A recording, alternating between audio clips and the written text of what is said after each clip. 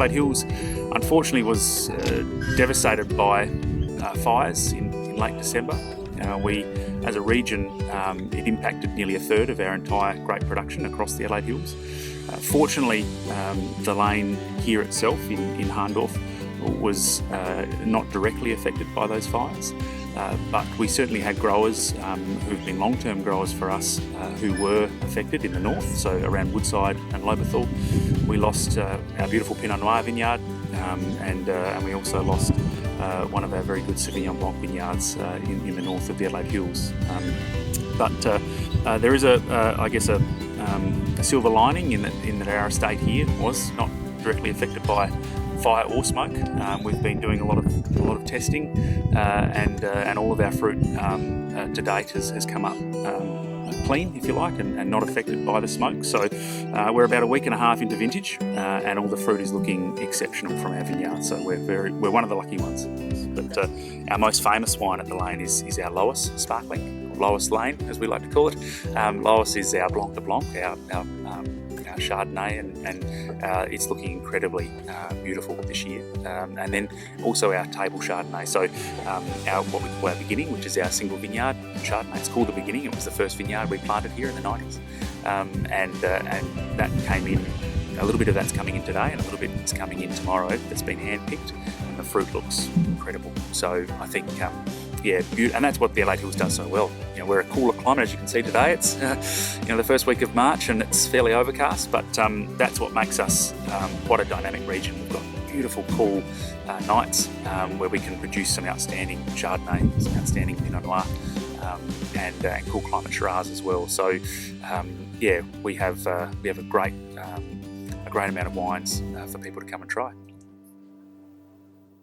I didn't actually think the fires were going to affect us. They were coming from the northwest, and from that direction we have another winery and their vineyards, and the hollow fields essentially as protection. But the fires went around us and came back from the other direction, and then worked their way back up towards our house in Celador through the vineyards.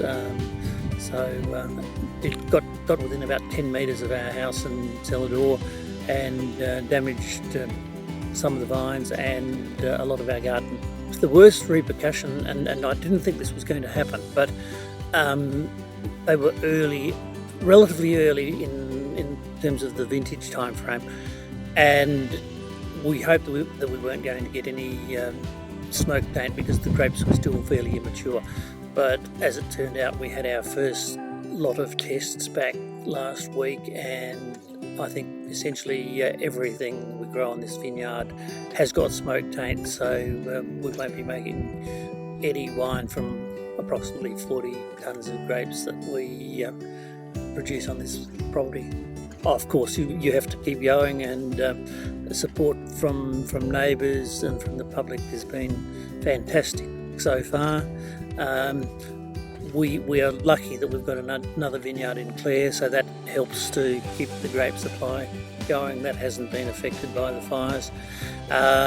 So even though we won't be making anything from here, we can still make probably 2/3 of our varieties, and with a bit of careful management, I'm sure we can make it through to the 2021 vintage. We have still Pinot Grigio, Fiano, Viognier, Montepulciano, Cabernet Franc, Grenache, and Graciano. And I don't think I said Tempranillo. So we've still got 8 or 9 varieties that we grow on that vineyard.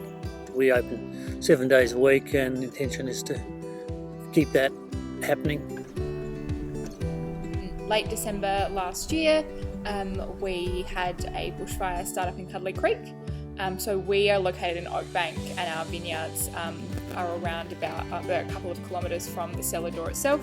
It was a little bit touch and go on the day and a couple of the days following. We were very lucky to not lose any of our vines or our Celador at all, so we weren't really impacted. We did have quite a few neighbours quite close to us who were impacted. But we were very lucky. We've also, in the months since, tested for smoke taint on our grapes as well, and again, we've been very lucky to have been spared.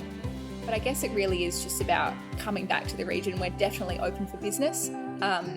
So coming up to see us or any of the other wineries in the area, that helps us as well as the growers and producers just to get a little bit of money back into the area. And for us, it's not just about the wineries as well. There's a lot of other businesses, Woodside Cheeses, that kind of thing, that were impacted too. So to go and help out any kind of the businesses or restaurants in the area, that all really helps the Adelaide Hills region as a whole.